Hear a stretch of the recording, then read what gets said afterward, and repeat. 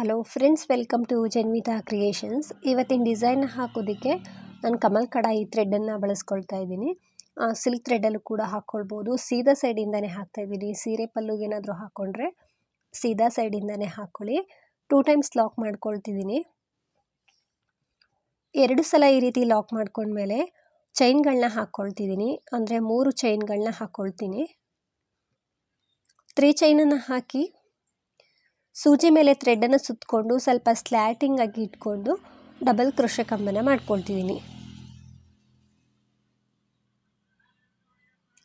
ಬಟ್ಟೆ ಮೇಲೆ ನಿಡಲ್ನ ಚುಚ್ಚಿ ಥ್ರೆಡನ್ನು ತಂದಾಗ ಸೂಜಿ ಮೇಲೆ 3 ದಾರ ಇರುತ್ತೆ. 2ರಿಂದ 1 ಸಲ ಮತ್ತೆ 2 ಲೂಪಿಂದ 1 ಸಲ ಥ್ರೆಡನ್ನು ಮೇಲೆ ಪಾಸ್ ಮಾಡಿಕೊಂಡ್ರೆ ಡಬಲ್ ಕ್ರೋಶೆ ಕಂಬ ಆಗುತ್ತೆ. ಕಂಬ ಆದಮೇಲೆ 3 ಚೈನ್ನ ಹಾಕ್ಕೊಂಡೆ. 3 ಚೈನ್ನ ಹಾಕಿ ಆ ಕಂಬದ ಕೆಳಗಡೆ ನಿಡಲ್ನ ಹಾಕಿ ಥ್ರೆಡ್ನ ತಂದು ಡಬಲ್ ಕ್ರೋಶೆ ಕಂಬನ ಮಾಡ್ತಾ ಇದ್ದೀನಿ. 2ರಿಂದ 1 ಸಲ ಮತ್ತೆ 2 ಲೂಪಿಂದ 1 ಸಲ ಥ್ರೆಡನ್ನು ಮೇಲೆ ಪಾಸ್ ಮಾಡಿಕೊಂಡ್ರೆ ಡಬಲ್ ಕ್ರೋಶೆ ಕಂಬ ಆಗುತ್ತೆ. 1 ಕಂಬ ಆಯಿತು. 2ನೇ ಡಬಲ್ ಕ್ರೋಶೆ ಕಂಬ,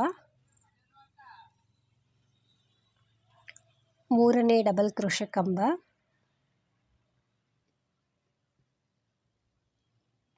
4ನೇ ಕಂಬ,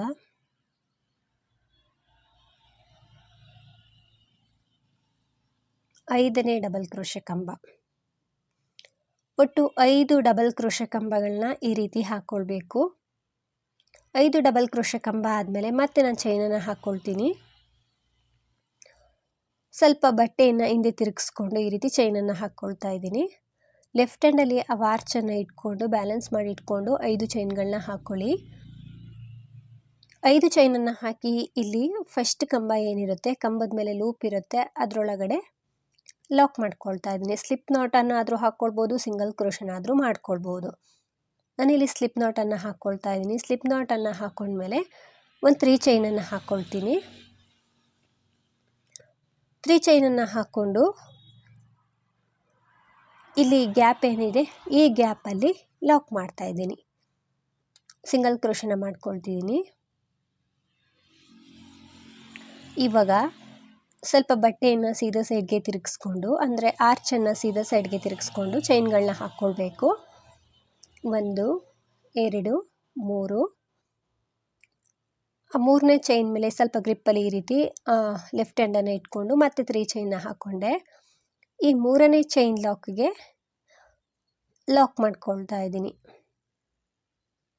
ಅಂದರೆ ಸ್ಲಿಪ್ ನಾಟನ್ನು ಹಾಕ್ಕೊಳ್ತಾ ಇದ್ದೀನಿ. ಸಿಂಗಲ್ ಕ್ರೋಶನಾದರೂ ಮಾಡ್ಕೊಳ್ಬೋದು. ಸ್ಲಿಪ್ ನಾಟನ್ನು ಹಾಕ್ಕೊಂಡಾಗ ಆ 3 ಚೈನ್ಗೆ ಪಿಕೋಟ್ ರೀತಿಯಾಗಿ ಕಾಣಿಸುತ್ತೆ.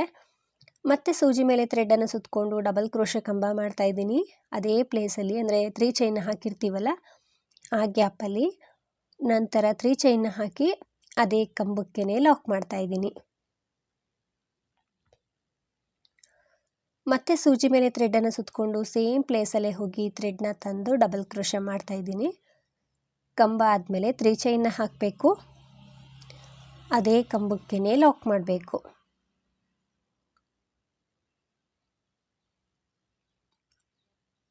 ಮೂರು ಪಿಕೋಟ್ ಆಗಿದೆ. ಮತ್ತೆ ಸೂಜಿ ಮೇಲೆ ಥ್ರೆಡನ್ನು ಸುತ್ತಕೊಂಡು ಸೇಮ್ ಪ್ಲೇಸಲ್ಲೇ ಡಬಲ್ ಕ್ರೋಶೆ ಕಂಬನ ಮಾಡ್ತಾ ಇದ್ದೀನಿ. ಕಂಬ ಆದಮೇಲೆ 3 ಚೈನ್, ನಂತರ ಅದೇ ಕಂಬಕ್ಕೇ ಲಾಕ್ ಮಾಡ್ತಾ ಇದ್ದೀನಿ. ಈ 3 ಚೈನ್ ಗ್ಯಾಪಲ್ಲಿ ಒಟ್ಟು 4 ಪಿಕೋಟ್ ಬರೋ ಹಾಗೆ ಮಾಡ್ಕೊಂಡಿದ್ದೀನಿ. ಅಂದರೆ ಮೊದಲನೇ ಪಿಕೋಟು 6 ಚೈನ್ ಹಾಕಿ ಮಾಡ್ಕೊಳ್ಳೋದಲ್ವ, ಅದನ್ನು ಕೂಡ ಸೇರಿಸ್ಕೊಂಡ್ರೆ 4 ಪಿಕೋಟ್ ಇರುತ್ತೆ. ಅದಾದಮೇಲೆ 3 ಚೈನ್ನ ಹಾಕಬೇಕು. ಸೂಜಿ ಮೇಲೆ ಥ್ರೆಡನ್ನು ಸುತ್ತಕೊಂಡು ಈ ಕೊನೆ ಪಿಕೋಟ್ ಏನಿರುತ್ತೆ, 4ನೇ ಪಿಕೋಟು, ಆ ಕಂಬದ ಕೆಳಗಡೆ ನಾವು ಈ ರೀತಿ, ಅಂದರೆ ಆ ಕಂಬಕ್ಕೇ ಮತ್ತೆ ಪಿಕೋಟ್ನ ಮಾಡಬೇಕು. ಡಬಲ್ ಕ್ರೋಶೆ ಕಂಬನ ಮಾಡಿ ಅದೇ ಕಂಬಕ್ಕೆ ಪಿಕೋಟ್ನ ಮಾಡಬೇಕು. ಸೂಜಿ ಮೇಲೆ ಥ್ರೆಡನ್ನು ಸುತ್ತಕೊಂಡೆ ಈ ಕೊನೆ ಪಿಕೋಟ್ ಕಂಬ ಏನಿದೆ ಆ ಕಂಬದ ಕೆಳಗಡೆ ಹೋಗಿ ಥ್ರೆಡ್ನ ತಂದು ಡಬಲ್ ಕ್ರೋಶೆ ಕಂಬ ಮಾಡಿ 3 ಚೈನ್ನ ಹಾಕ್ತಾ ಇದ್ದೀನಿ. 3 ಚೈನ್ನ ಹಾಕಿ ಅದೇ ಕಂಬಕ್ಕೆ ಲಾಕ್ ಮಾಡ್ತಾ ಇದ್ದೀನಿ. ಮತ್ತೆ ಸೂಜಿ ಮೇಲೆ ಥ್ರೆಡನ್ನು ಸುತ್ತಕೊಂಡು ಸೇಮ್ ಪ್ಲೇಸಲ್ಲೇ ಡಬಲ್ ಕ್ರೋಶೆ ಕಂಬ ಆದಮೇಲೆ 3 ಚೈನ್, ಮತ್ತು ಅದೇ ಕಂಬಕ್ಕೇ ಪಿಕೋಟ್ನ ಮಾಡ್ಕೊಳ್ತಾ ಇದ್ದೀನಿ. 2 ಪಿಕೋಟ್ ಆಯಿತು, ಅಂದರೆ 2 ಕಂಬ ಆಯಿತು. ಅದಾದಮೇಲೆ ಮತ್ತೆ ಇನ್ನೊಂದು ಕಂಬನ ಅದೇ ಪ್ಲೇಸಲ್ಲಿ ಮಾಡ್ಕೊಳ್ತಾ ಇದ್ದೀನಿ. ಈ ಕೊನೆ ಕಂಬ ಏನಿರುತ್ತೆ 4ನೇ ಕಂಬಕ್ಕೆ ಮತ್ತೆ ನಾವು 3 ಕಂಬಗಳನ್ನ ಹಾಕಿ ಪಿಕೋಟ್ನ ಮಾಡ್ಕೊಳ್ತಿರೋದು. ಈ ರೀತಿ ಕಾಣಿಸುತ್ತೆ. ಸೊ 3 ಪಿಕೋಟ್ ಆಗಿದೆ. ಇವಾಗ ನಾವು ಸೂಜಿ ಮೇಲೆ 2 ಸಲ ಥ್ರೆಡನ್ನು ಸುತ್ಕೊಳ್ಬೇಕು. 2 ಸಲ ಥ್ರೆಡನ್ನು ಸುತ್ತಕೊಂಡು ಇಲ್ಲೇನು ನಾವು 5 ಚೈನ್ನ ಹಾಕಿರ್ತೀವಲ್ಲ, ಈ 5 ಚೈನ್ ಗ್ಯಾಪಲ್ಲಿ ಥ್ರೆಡನ್ನು ತಂದು 2ರಿಂದ 1 ಸಲ, ಮತ್ತೆ 2 ಲೂಪಿಂದ 1 ಸಲ, ಮತ್ತೆ 2 ಲೂಪಿಂದ 1 ಸಲ ಥ್ರೆಡನ್ನು ಮೇಲೆ ಪಾಸ್ ಮಾಡಿಕೊಂಡ್ರೆ ಟ್ರಿಬಲ್ ಕ್ರೋಶೆ ಕಂಬ ಆಗುತ್ತೆ. ಕಂಬ ಆದಮೇಲೆ 3 ಚೈನ್ನ ಹಾಕಿ ಅದೇ ಕಂಬಕ್ಕೆ ಪಿಕೋಟ್ನ ಮಾಡ್ಕೊಳ್ತಾ ಇದ್ದೀನಿ. ಅದೇ ಕಂಬಕ್ಕೆ ಲಾಕ್ ಮಾಡಿದ್ರೆ ಪಿಕೋಟ್ ಆಗುತ್ತೆ. ನಾವಿಲ್ಲಿ ಈ 5 ಚೈನ್ ಗ್ಯಾಪಲ್ಲಿ ಮಾತ್ರ ತ್ರಿಬಲ್ ಕ್ರೋಶೆ ಕಂಬನ ಮಾಡಬೇಕು. ಇನ್ನು ಮಿಕ್ಕಿರುವಂಥ ಚೈನ್ ಗ್ಯಾಪ್ಗಳಲ್ಲಿ ಡಬಲ್ ಕ್ರೋಶೆ ಕಂಬನ ಮಾಡಬೇಕು. ತ್ರಿಬಲ್ ಕ್ರೋಶೆ ಕಂಬ ಮಾಡಬೇಕು. ಅದೇ ಕಂಬಕ್ಕೆ ನಾವು 3 ಚೈನ ಹಾಕಿ ಲಾಕ್ ಮಾಡಬೇಕು.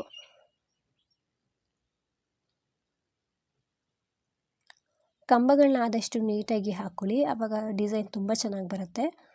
ಸೊ ಇದಕ್ಕೆ ಯಾವುದೇ ಬೀಡ್ಸ್ಗಳನ್ನ ಬಳಸ್ಕೊಳ್ತಾ ಇಲ್ಲ.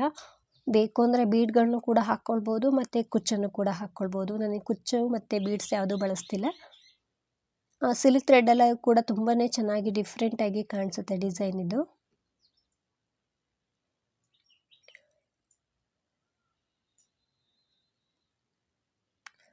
ಸೊ ಇಲ್ಲಿ ನಮಗೆ 4 ಪಿಕೋಟ್ಗಳು ಬರುತ್ತೆ. ಈ ರೀತಿ 4 ಪಿಕೋಟ್ಗಳು ಬಂದಿದೆ 5 ಚೈನ್ ಗ್ಯಾಪಲ್ಲಿ. ಇವಾಗ ನಾವು ಅದು ಎಲ್ಲಿಗೆ ಬರುತ್ತೆ ಅಲ್ಲಿಗೆ ನೀಟಾಗಿ ಇಟ್ಕೊಂಡು ಲಾಕ್ ಮಾಡಬೇಕು.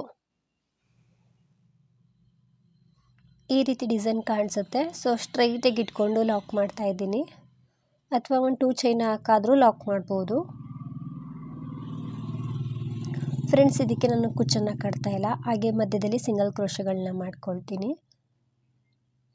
ಈ ರೀತಿ ಒಂದು ಸ್ಲ್ಯಾಟಿಂಗ್ ಆರ್ಚನ್ನು ಮಾಡಿಕೊಂಡು ಅದ್ರ ಸುತ್ತ ಪಿಕೋಟ್ ಆರ್ಚನ್ನು ಮಾಡ್ಕೊಂಡಿದ್ದೀನಿ.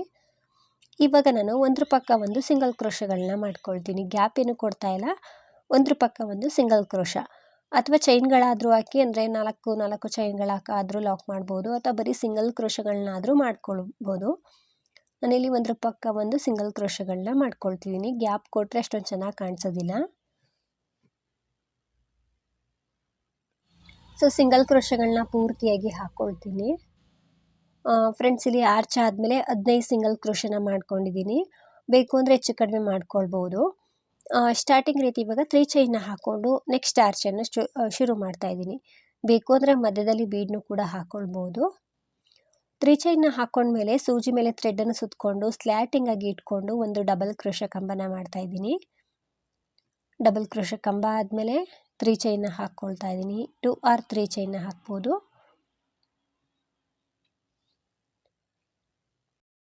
3 ಚೈನ್ನ ಹಾಕಿ ಸೂಜಿ ಮೇಲೆ ಥ್ರೆಡನ್ನು ಸುತ್ತಕೊಂಡು ಆ ಗ್ಯಾಪಲ್ಲಿ ನಾನು ಡಬಲ್ ಕ್ರೋಶೆ ಕಂಬಗಳನ್ನ ಮಾಡ್ಕೊಳ್ತಾ ಇದ್ದೀನಿ. ಒಟ್ಟು 5 ಡಬಲ್ ಕ್ರೋಶೆ ಹಾಕ್ಕೊಂಡಿದ್ದೆ ಸ್ಟಾರ್ಟಿಂಗ್ ಆರ್ಚಲ್ಲಿ. ಇಲ್ಲೂ ಕೂಡ ಅಷ್ಟೇ, ಒಟ್ಟು 5 ಡಬಲ್ ಕ್ರೋಶೆ ಕಂಬನ ಹಾಕ್ಕೊಳ್ತಿದ್ದೀನಿ.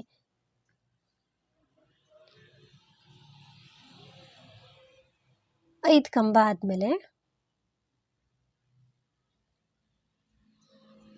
ಈ ರೀತಿ 5 ಕಂಬ ಮಾಡಬೇಕು. 5 ಕಂಬ ಆದಮೇಲೆ ಮತ್ತೆ ರಿಪೀಟ್ ನಾವು 5 ಚೈನ್ನ ಹಾಕಿ ಲಾಕ್ ಮಾಡಬೇಕು. 5 ಕಂಬ ಆದಮೇಲೆ ಇಲ್ಲಿ ಸ್ಟಾರ್ಟಿಂಗ್ ಕಂಬಕ್ಕೆ ಲಾಕ್ ಮಾಡಬೇಕು. ಸೊ ರೈಟ್ ಸೈಡಿಂದ ಆದರೂ ಲಾಕ್ ಮಾಡ್ಬೋದು, ಲೆಫ್ಟಿಂದ ಆದರೂ ಲಾಕ್ ಮಾಡ್ಬೋದು.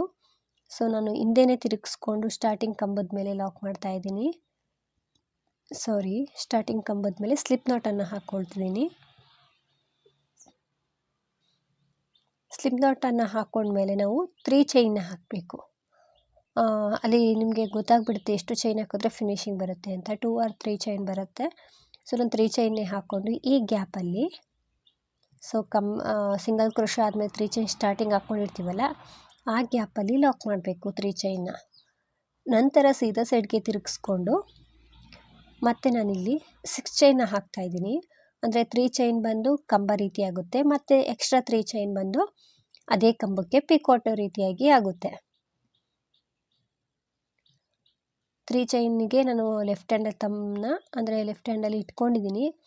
ಇಲ್ಲಿ ಲೆಕ್ಕ ಹಾಕ್ಕೊಂಡಾದರೂ ನೀವು ಲಾಕ್ ಮಾಡ್ಕೊಳ್ಬೋದು. ಸ್ಲಿಪ್ ನಾಟನ್ನು ಹಾಕ್ಕೊಂಡ್ರೆ ಪಿಕೋಟ್ ರೀತಿಯಾಗಿ ಅದು ಫಸ್ಟ್ ಕಂಬಕ್ಕೆ ಪಿಕೋಟ್ ರೀತಿಯಾಗಿ ಬರುತ್ತೆ.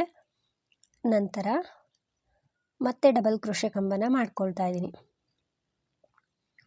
ಈ 3 ಚೈನ್ ಗ್ಯಾಪಲ್ಲಿ ಒಟ್ಟು 4 ಕಂಬ ಬರುತ್ತೆ.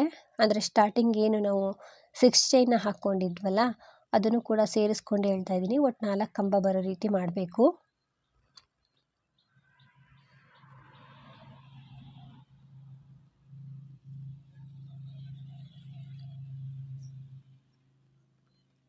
ನಾಲ್ಕು ಕಂಬಕ್ಕೆ ಪಿಕೋಟ್ ಆದಮೇಲೆ ಈ ರೀತಿ 4 ಕಂಬನ ಮಾಡ್ಕೊಂಡು ಪಿಕೋಟ್ ಮಾಡ್ಕೊಂಡಿದ್ದಾದಮೇಲೆ ಸೊ ನೆಕ್ಸ್ಟ್ ನಾವು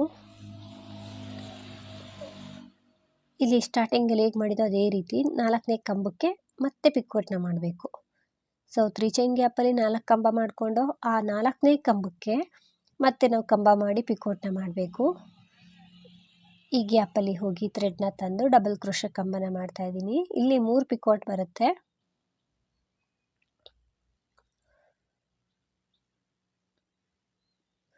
ಮತ್ತೆ ಸೂಜಿ ಮೇಲೆ ಥ್ರೆಡನ್ನು ಸುತ್ತಕೊಂಡೆ ಸೇಮ್ ಪ್ಲೇಸಲ್ಲಿ ಹೋಗಿ ಥ್ರೆಡ್ನ ತಂದು ಡಬಲ್ ಕ್ರೋಶೆ ಕಂಬ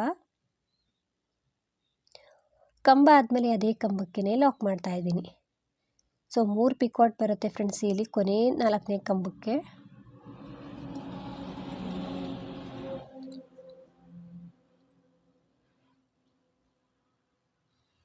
ಈ ರೀತಿ 3 ಪಿಕೋಟ್ ಆದಮೇಲೆ ನಾವು ನೆಕ್ಸ್ಟು ಈ 5 ಚೈನ್ ಬಂದಿರುತ್ತೆ ನೋಡಿ ಆ ಕಂಬಕ್ಕೆ ಸ್ಲ್ಯಾಟಿಂಗ್ ಆರ್ಚಿಗೆ, ಆ 5 ಚೈನ್ಗೆ ನಾವು ತ್ರಿಬಲ್ ಕ್ರೋಶೆ ಕಂಬನ ಮಾಡ್ಕೊಳ್ಬೇಕು. ಅಂದರೆ ಶೇಪಲ್ಲಿ ನೀಟಾಗಿ ಬರಬೇಕಲ್ವ, ಅದಕ್ಕೋಸ್ಕರ ತ್ರಿಬಲ್ ಕ್ರೋಶೆ ಕಂಬನ ಹಾಕ್ತಾಯಿದ್ದೀನಿ. ಈ 5 ಚೈನ್ ಗ್ಯಾಪಲ್ಲಿ ತ್ರಿಬಲ್ ಕ್ರೋಶೆ ಕಂಬನ ಮಾಡ್ಕೊಳ್ತಾ ಇದ್ದೀನಿ. ತ್ರಿಬಲ್ ಕ್ರೋಶೆ ಕಂಬ ಮಾಡಿ 3 ಚೈನ್ನ ಹಾಕಬೇಕು. ಅದೇ ಕಂಬಕ್ಕೆ ಲಾಕ್ ಮಾಡಬೇಕು. ಒಟ್ಟು ನಾನಿಲ್ಲಿ 4 ಪಿಕೋಟ್ನ ಮಾಡ್ಕೊಂಡಿದ್ದೀನಿ. ಅಂದರೆ 4 ತ್ರಿಬಲ್ ಕ್ರೋಶೆ ಕಂಬಕ್ಕೆ ಪಿಕೋಟ್ನ ಮಾಡಿದ್ದೀನಿ. ಅದಾದಮೇಲೆ ಎಲ್ಲಿಗೆ ಬರುತ್ತೆ ಅಲ್ಲಿಗೆ ನೋಡಿಕೊಂಡು ಲಾಕ್ ಮಾಡಿಕೊಂಡೆ ಬಟ್ಟೆ ಮೇಲೆ. ಈ ರೀತಿ ಮತ್ತೆ ನಾನು ಇದೇ ರೀತಿ 15 ಸಿಂಗಲ್ ಕ್ರೋಶೆಗಳನ್ನ ನೆಕ್ಸ್ಟ್ ಆರ್ಚ್ ಆದಮೇಲೆ ಮಾಡ್ಕೊಳ್ತೀನಿ. ಬೇಕು ಅಂದರೆ ಮಧ್ಯದಲ್ಲಿ ಬೀಡನ್ನ ಹಾಕ್ಕೊಳ್ಬೋದು ಅಥವಾ ಕುಚ್ಚು ಕಟ್ಟೋದಕ್ಕೆ ಪ್ಲೇಸ್ ಬಿಡ್ಬೋದು. ಸೊ ಚೇಂಜಸ್ ಮಾಡಿ ಹಾಕ್ಕೊಳ್ಬೋದು. ಈ ರೀತಿ ಆರ್ಚ್ ಬರುತ್ತೆ. ಪೂರ್ತಿ ಹಾಕಿ ತೋರಿಸ್ತೀನಿ ಹೇಗೆ ಕಾಣಿಸುತ್ತೆ ಅಂತ. ನಾನಿಲ್ಲಿ ಇನ್ನೂ ಒಂದು ಆರ್ಚನ್ನು ಹಾಕಿಕೊಂಡು ಕೊನೆಯಲ್ಲಿ 1-2 ಸಲ ಸಿಂಗಲ್ ಕ್ರೋಶನ ಮಾಡಿ ಥ್ರೆಡನ್ನು ಕಟ್ ಮಾಡ್ತಾ ಇದ್ದೀನಿ. ಸೀರೆಗೆ ಹಾಕ್ಕೊಂಡ್ರೂ ಕೂಡ ಅಥವಾ ವೇಲ್ಗಳೇನಿರುತ್ತೆ ದುಪ್ಪಟ್ಟಗಳಿಗೇನಿರುತ್ತೆ ಅದಕ್ಕೂ ಕೂಡ ಹಾಕ್ಕೊಳ್ಬೋದು. ಯಾವುದಕ್ಕಾದರೂ ತುಂಬಾ ಚೆನ್ನಾಗಿ ಕಾಣಿಸುತ್ತೆ. ಕೊನೆಯಲ್ಲಿ 2 ಸಲ ಸಿಂಗಲ್ ಕ್ರೋಶನ ಮಾಡಿ 2 ಚೈನ್ಗಳನ್ನ ಹಾಕಿ ಥ್ರೆಡನ್ನು ಕಟ್ ಮಾಡಿಕೊಂಡೆ. ಈ ರೀತಿ ಡಿಸೈನ್ ಬರುತ್ತೆ. ಸೊ ಸೀರೆಗಳಿಗೂ ಕೂಡ ತುಂಬ ಚೆನ್ನಾಗಿ ಬರುತ್ತೆ, ಡಿಫ್ರೆಂಟಾಗಿ ಕಾಣಿಸುತ್ತೆ. ಟ್ರೈ ಮಾಡಿ. ಬೇಕು ಅಂದರೆ ಇದರಲ್ಲಿ ಚೇಂಜಸ್ ಮಾಡಿ ಹಾಕ್ಕೊಳ್ಬೋದು ನೀವು. ಈ ರೀತಿ ಡಿಸೈನ್ ಬಂದಿದೆ ಫ್ರೆಂಡ್ಸ್, ತುಂಬ ನೀಟಾಗಿ ಬಂದಿದೆ. ಸೊ ಬೀಡ್ಸ್ಗಳೆಲ್ಲ ಹಾಕಿದ್ರೆ ಇನ್ನೂ ಗ್ರ್ಯಾಂಡಾಗಿ ಕಾಣಿಸುತ್ತೆ. ಸೊ ಈ ರೀತಿ ಕಾಣಿಸುತ್ತೆ ನಿಮಗೆ ಪೂರ್ತಿ ಫಿನಿಶಿಂಗ್ ಆದಮೇಲೆ. ಸೊ 3 ಆರ್ಚ್ಗಳನ್ನ ಮಾಡಿದ್ದೆ, ಈ ರೀತಿ ಕಾಣಿಸುತ್ತೆ. ಸೀರೆಗಳಿಗೂ ಕೂಡ ಇದೇ ರೀತಿಯಾಗಿ ಕಾಣಿಸುತ್ತೆ. ಪ್ರೈಸ್ ಬಂದು ಇದಕ್ಕೆ ಒಂದು 600 ಅರೌಂಡ್ ಚಾರ್ಜ್ ಮಾಡ್ಬೋದು. ನೀವು ಪ್ಲೇಸ್ ಮೇಲೆ ಡಿಪೆಂಡ್ ಆಗಿರುತ್ತೆ. ಇಷ್ಟೇ ಅಂತ ಹೇಳೋಕ್ಕಾಗಲ್ಲ, ಹೆಚ್ಚು ಕಡಿಮೆ ಮಾಡ್ಕೊಳ್ಬೋದು.